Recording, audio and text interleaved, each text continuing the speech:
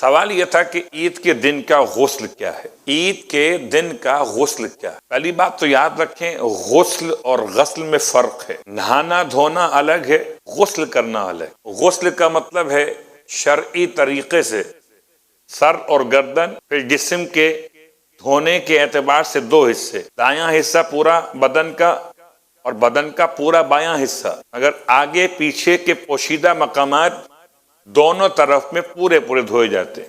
جیسے کہ آپ کے طریقہ ہوئی غسل جنابت، غسل مسح میت، غسل جمعہ، اسی طریقے پر ایک غسل ہے، اس کا نام ہے غسل روز عید۔ یہ کب کیا جائے گا؟ اس کا وقت ہے صبح فجر کے وقت سے لے کر، اس کو انجام دیجئے عید کی نماز کے لیے، کوئی حرج۔ اب آیا صبح آپ نے اذان فجر کے وقت میں غسل کیا، جب چاند کا آپ کو یقین ہو گیا اور اب عید کا دن ہے مثلاً آپ کے لیے، تو اس دن صبح اذان کے وقت سے آپ غسل کر سکتے ہیں، اور اس کے بعد بھی کر سکتے ہیں، اس کے بعد بھی کر سکتے ہیں، یہاں تک کہ لفظ عید کے اعتبار سے غسل کو مراجع نے بیان کیا کہ یہ غسل پورا جو ہے وہ عید کا کہلاتا ہے۔ لیکن عید کا غسل سے پہلے نہیں کر سکتے، اذان فجر سے پہلے نہیں کر سکتے، اذان فجر کے بعد کر سکتے۔ تو اب غسل کیجئے، اور غسل کرنے کے بعد پہلا مسئلہ آئے گا کہ آیا اس غسل سے کیا نماز پڑھ سکتے ہیں یا نہیں پڑھ سکتے، یا اس غسل کے بعد آپ کو وضو بھی کرنا ہے؟ تو ہر آدمی اس مسئلے میں اپنے مرجع کے فتوے کو معلوم کرے۔ ہم یہاں صرف آغا سیستانی کے فتاوی بیان کر رہے، تو آغا سیستانی کے اعتبار سے غسل روز عید الفطر اگر انسان انجام دے تو بغیر وضو کے وہ اپنی نمازوں کو پڑھ سکتا ہے، یا یوں کہہ لیجئے کہ یہ غسل کفایت کرتا ہے وضو کی آغا سیستانی کے مقلدین کے لیے کہ عید کے دن جو غسل کرتے ہیں صبح۔ اب آئیے اس غسل سے متعلق ایک بات آپ کی خدمت میں عرض کر دوں، جب اس کو انجام دینے لگیں تو انجام دیتے ہوئے، نہاتے ہوئے آپ دعا پڑھیں، اللہم تصدیقاً بک، اے پروردگار اللہم ایماناً بکا و تصدیقاً بکتابک، میں تجھ پر ایمان رکھتا ہوں ایماناً بکا و تصدیقاً بکتابک، اور میں تیری کتاب کی تصدیق کرتا ہوں، و اتباع سنت نبی کا محمد صلی اللہ علیہ وآلہ۔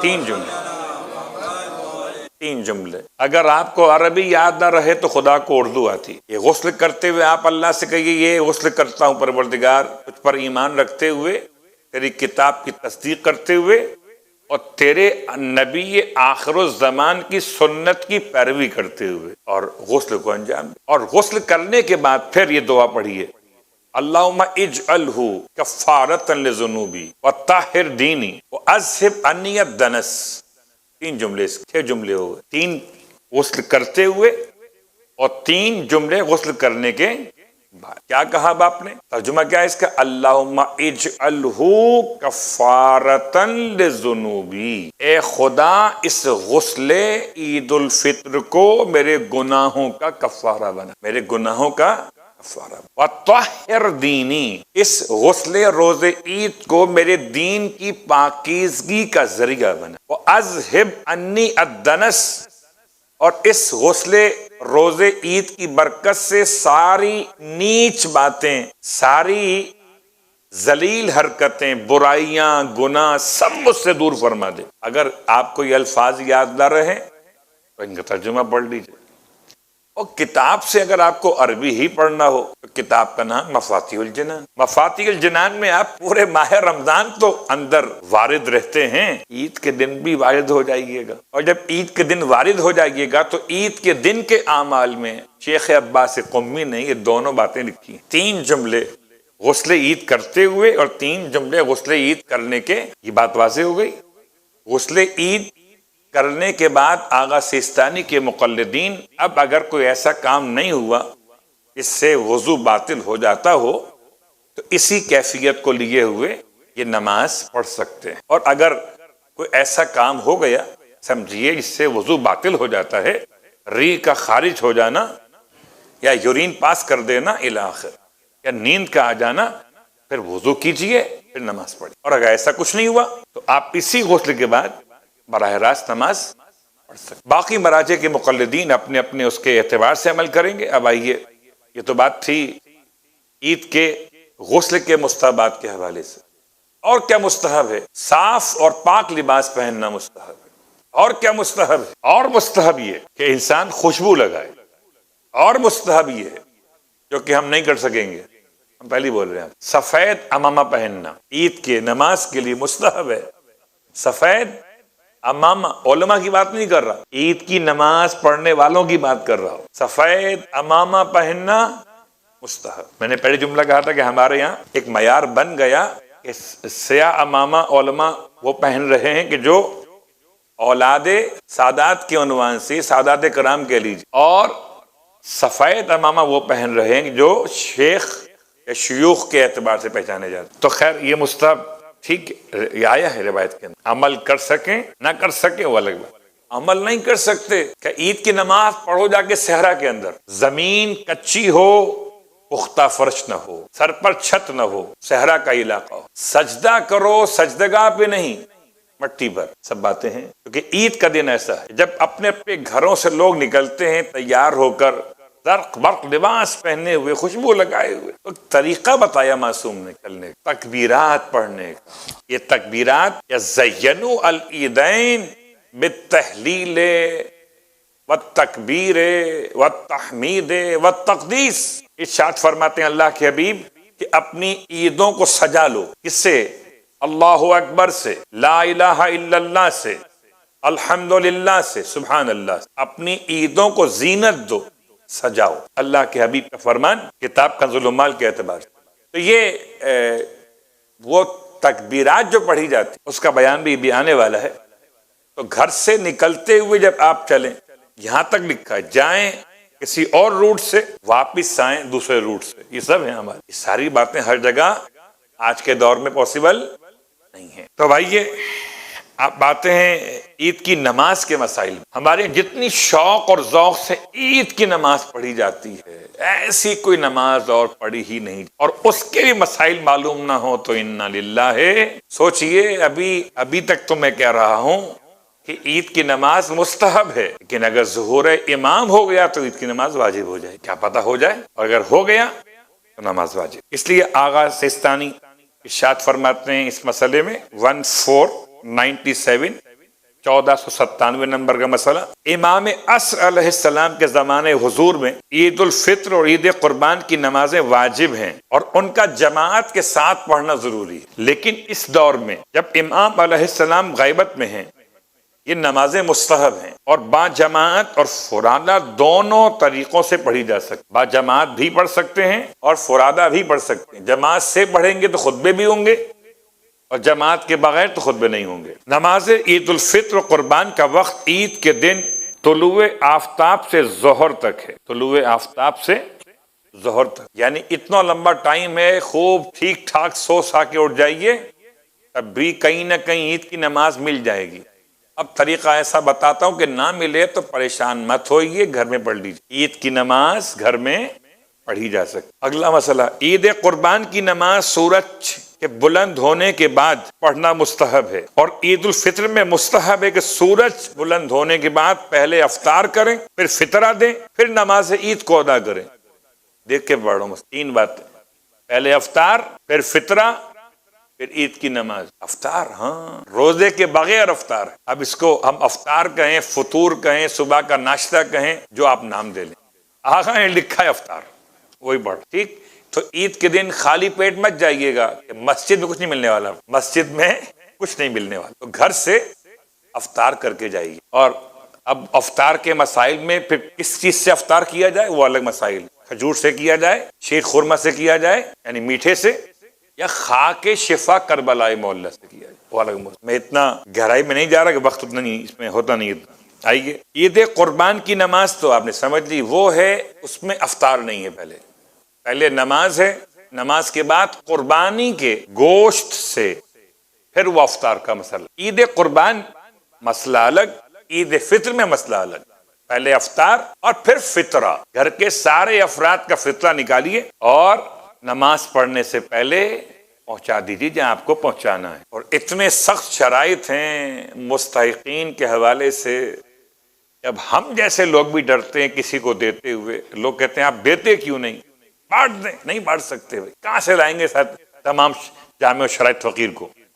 اس لیے سب سے اچھا ہے اللہ بلا بر گردن ملا. ہم اٹھا کے اپنے سے بڑے کو دے دیں گے. کیوں کہ بھائی وہ جانے اور مسئلہ جانے، ہم کہاں ڈھونڈیں گے. اس لیے بڑی ذمہ داری ہے، پہنچائیں فطرے کو اور بعد میں نماز عید کو ادا کریں. اگلا مسئلہ، عید فطر و قربان کی نماز 2 رکعت. سب کو یاد ہے. سوتے میں اٹھا کے پوچھوں آپ سے، عید کی نماز کتنی رکعت ہوتی ہے؟ 100 نہیں بولیں گے ابھی آپ، 2 ہی بولیں گے. 2 رکعت، جس کی ہر رکعت میں الحمد سورے کے بعد، اب یہ دیکھ کے پڑھ رہا ہوں، 3 تکبیریں کہیں جائیں. یہ شارٹ نماز ہے. اور بہتر یہ ہے کہ پہلی رکعت میں 5 تکبیریں اور ہر 2 تکبیر کے درمیان میں قنوت، اور 5ویں تکبیر کے بعد ایک اور تکبیر، یعنی 6 تکبیر ہو گئی. اور 1 تکبیرۃ الاحرام ہوئی تھی. کتنی ہو گئی؟ 7. رکعت اول میں تکبیرۃ الاحرام 1، 5 یہ والی اور 1 رکوع سے پہلے والی، 7 تکبیریں ہو گئی. پھر رکوع، 2 سجدے، اور سیکنڈ رکعت میں 4 تکبیریں کہے اور ہر 2 تکبیر کے بیچ میں قنوت پڑھے، اور چوتھی تکبیر کے بعد ایک اور تکبیر کہے اور رکوع میں چلا جائے. سیکنڈ رکعت میں 4 تکبیریں وہ اور 1 رکوع میں جانے سے پہلے والی. کتنی ہو گئی؟ سب کتنی ہو گئی؟ 12. 12 کے بغیر تو گزارا ہی نہیں. تو پہلی میں 7 ہیں، دوسری میں 5 ہیں. ایسا یاد کر لیجئے کہ اگر آپ کو کھڑا کر دیں تو کم از کم مولانا کو لقمہ دے سکیں. 2 رکعت نماز. ٹھیک. اب اس میں وضاحت کتاب توضیح میں نہیں ہے، عروۃ الوثقیٰ کی تعلیقات میں ہے. کہ قنوت 5 ہیں رکعت اول. رکعت دوم میں قنوت 4 ہیں. 5 اور 4 9. سب سے بڑا حصہ ہے 9. اور قنوت میں جو چاہیں پڑھیں. ایک سمپل نماز بھی عید کی آپ پڑھ سکتے، بالکل صبح کی نماز کی طرح سے گھر میں پڑھنا، کوئی مشکل، کیونکہ یہ سب تکبیرات، یہ قنوتات سب مستحب ہے. اور اگر گھر میں پڑھنا یہ والی اسٹائل میں نماز تو پھر آپ کہیں اللہ اکبر اللہم صلی علی محمد وآل محمد، اللہ اکبر اللہم صلی علی محمد وآل محمد، اللہ اکبر اللہم صلی علی محمد. تو 5 گننا مشکل تو نہیں ہوگی رکعت اول. سیکنڈ میں 4 کے لیجیے، ہوگی نماز عید. جو سورہ آپ کو یاد ہو علم کے بعد پڑھ لیجیے، نماز آپ کی عید کی ہو جائے گی. گھر میں بھی تشہد آخر میں سلام، ختم. اگلا مسئلہ، عید الفطر اور قربان کی نماز کے قنوت میں جو دعا اور ذکر بھی پڑھا جائے وہ کافی ہے، لیکن بہتر یہ ہے کہ یہ دعا پڑھی جائے اللہم اہل الکبریاء والعظمت واہل الجود والجبروت واہل العفو والرحمہ واہل التقوی والمغفرہ الی آخر دعا. ورنہ اس میں ٹائم اتنا لگ جائے کہ پوری آپ کی یہ سیٹنگ مکمل ہو جائے گی. یہ قنوت یاد ہے سبحان اللہ، نہیں یاد دیکھ کے پڑھ لیجیے، نہیں پڑھنا مت پڑھیے علیہ السلام. مگر اس میں خاص دعا ہے. وہ دعا کیا ہے؟ وہ دعا یہ ہے کہ اسألک بحق ھذا اليوم الذی جعلتہ للمسلمین عیدا، للمسلمین عیدا. اے خدا تجھ سے سوال کر رہا ہوں آج کے اس دن کے حق کا واسطہ دے کر کہ جس دن کو تو نے قرار دیا مسلمین کے لیے عید. یہ عید نہ ابا نے قرار دی تھی، نہ اماں نے، نہ سسر نے، اور نہ ساس صاحبہ نے. کہ اس کی مخالفت کیا کریں؟ کوئی مر گیا تعزیت کریں کہ عید کی نماز؟ کوئی مرا ہو کہ زندہ ہوا ہو، عید کی نماز کا تعلق نہ تو خوشی سے ہے اور نہ ماتم سے. یہ خدا کی طرف سے معین ایک دن ہے، اور اس دن کی اتنی اہمیت ہے کہ اس دن کے حق کا واسطہ دیا گیا. اللہ اکبر. اس کے بعد اگلا مسئلہ کہ امام کے زمانہ غیبت میں نماز عید الفطر و قربان جماعت سے پڑھی جائے تو احتیاط لازم یہ ہے کہ اس کے بعد 2 خطبے پڑھے جائیں. اور بہتر یہ کہ عید الفطر کے خطبے میں فطرے کے احکام سننے پڑیں گے آپ کو، اور عید قربان کے خطبے میں قربانی کے احکام ہوں گے. عید کی نماز کے لیے کوئی سورہ مخصوص نہیں ہے. مسئلہ نمبر 1503 1503، عید کی نماز کے لیے کوئی سورہ مخصوص نہیں ہے، لیکن بہتر ہے کہ پہلی رکعت میں الحم کے بعد سورہ شمس، اور دوسری رکعت میں الحم کے بعد سورہ غاشیہ، یا پہلی رکعت میں الحم کے بعد سورہ اعلیٰ اور دوسری میں الحم کے بعد سورہ والشمس پڑھا جائے. مستحب ہے کہ نماز عید کے لیے پیدل پابا رہنا باوقار طور پہ جائے. یہ میں آپ کو بیان کر چکا. نماز عید سے پہلے غسل کریں، سفید امامہ سر پہ باندھیں، لکھا ہوا ہے۔ مستحب ہے کہ نماز عید میں زمین پہ سجدہ کیا جائے اور تکبیریں کہتے وقت ہاتھوں کو بلند کیا جائے، نماز کی تکبیریں۔ اور جو شخص نماز عید پڑھ رہا ہو، چاہے امام جماعت ہو یا اکیلا پڑھ رہا ہو، وہ آواز بلند پڑھے، جیسے جمعے کی نماز دن کے وقت پڑھ رہے ہوتے مگر آواز بلند ہوتی، ایسے عید کی نماز۔ حالانکہ ظہر اثر سارا سال پڑھتے ہیں نا، آپ کی آواز ہوتی ہے آہستہ۔ اب اس کے پیچھے لاجک کیا، وہ الگ موضوع۔ مستحب ہے کہ عید الفطر کی رات کو مغرب اور عشاء کے بعد اور عید الفطر کے دن صبح کی نماز کے بعد، مغرب 1، عشاء 2، فجر 3 اور نماز عید کے بعد 4 نمازیں ایسی کہ جن کے بعد تکبیریں پڑھی جاتی، اللہ اکبر، اللہ اکبر، لا الہ الا اللہ واللہ اکبر، اللہ اکبر وللہ الحمد، اللہ اکبر علی ما ہدانا۔ ٹھیک ہے، 4 نمازوں کے بعد مغرب، عشاء، فجر۔ اب فجر ایسا نہ ہو کہ ادھر میں ہو، عید کی نماز پڑھنے کے بعد آپ کو نکلنے کی جلدی ہو، نہیں، تکبیر پڑھنی۔ عید قربان میں 10 نمازوں کے لیے، چھوڑ دے اس مسئلے کو کیونکہ یہ الگ ہے۔ احتیاط مستحب یہ کہ عورتیں نماز عید پڑھنے کے لیے نہ جائیں، لیکن یہ احتیاط عمر رسیدہ خواتین کے لیے نہیں۔ کسی بھی ایک ایسے مسئلے کو جو پیدا ہو سکتا ہو اسے روکنے کے لیے عید کی نماز میں تیاری، میک اپ اور یہ خوشبو کا استعمال، یہ نئے لباس کے مسائل، اس لیے روک دیا گیا اس مسئلے میں خواتین کو۔ احتیاط مستحب یہ ہے، مگر احتیاط مستحب ہے کہ عورتیں نماز عید پڑھنے کے لیے نہ جائیں بلکہ گھر میں بیٹھ کے تیاری کریں مردوں کے آنے کی، مگر نماز عید گھر میں پڑھیں۔ جیسے نماز عید مردوں کے لیے مستحب ہے ویسے ہی عورتوں کے لیے صرف یہ لکھا ہوا ہے کہ نماز عید پڑھنے نہ جائیں، یہ نہیں لکھا ہوا کہ نہ پڑھیں۔ اور ہمارے یہاں میکسیمم گھر کی خواتین عید کی نماز نہیں پڑھتی،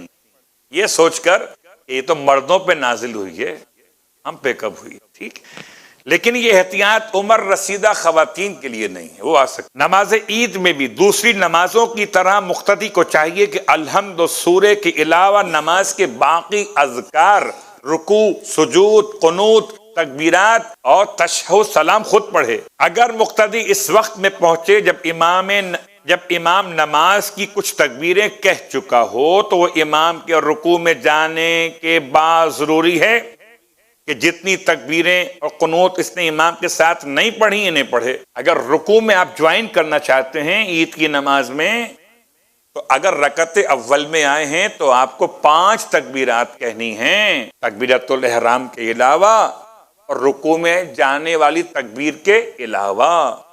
ان 5 تکبیرات میں 5 قنوت پڑھنے ہیں۔ تو کہتے ہیں آغا سستانی کہ اگر ہر قنوت پورا نہ پڑھ سکیں تو اتنا بھی پڑھ لیں، سبحان اللہ ایک دفعہ بس، سبحان اللہ، اللہ اکبر، سبحان اللہ، اللہ اکبر، سبحان اللہ۔ میں سمجھتا ہوں کہ عید کی نماز پڑھانے والے علماء کو چاہیے کہ رکوع لمبا کر دیں، کہ شاید کوئی لیٹ آ رہا ہو تو وہ کم از کم ان تکبیرات اور قنوت کے مختصر کلمات کو ادا کر لے۔ بات واضح ہو رہی ہے؟ اور اگر اتنا وقت نہ ہو تو صرف تکبیریں کہے، اللہ اکبر، اللہ اکبر، اللہ اکبر، اللہ اکبر، اللہ اکبر، اللہ اکبر، جائے رکوع میں۔ اور اگر اتنا وقت بھی نہ ہو تو کافی ہے کہ متابعت کرتے ہوئے رکوع میں چلا جائے۔ تینوں باتیں آ گئی۔ اگر کوئی شخص نماز عید میں اس وقت پہنچے جب امام رکوع میں ہو تو وہ نیت کر کے اور نماز کی پہلی تکبیر کہہ کر رکوع میں جا سکتا۔ اگر کوئی شخص نماز عید میں ایک سجدہ بھول جائے تو ضروری ہے کہ نماز کے بعد اسے بجا لائے۔ اسی طرح اگر کوئی ایسا فعل نماز عید میں سرزد ہو جس کے لیے یومیہ نماز میں سجدے سہو لازم ہے تو نماز عید پڑھنے والے کے لیے بھی ضروری ہے کہ 2 سجدے سہو بجا لائے۔ اور مستحب ہے، اس میں لکھا ہوا نہیں ہے لیکن روایات میں مفاتی میں لکھا ہوا ہے اور آپ بھی جانتے ہیں کہ دعائے ندبہ پڑھیے عید کے دن۔ اور صحیفہ کاملہ میں دعا نمبر 46 عید کے دن کی دعا ہے 2۔ تیسرا، زیارت امام حسین علیہ السلام۔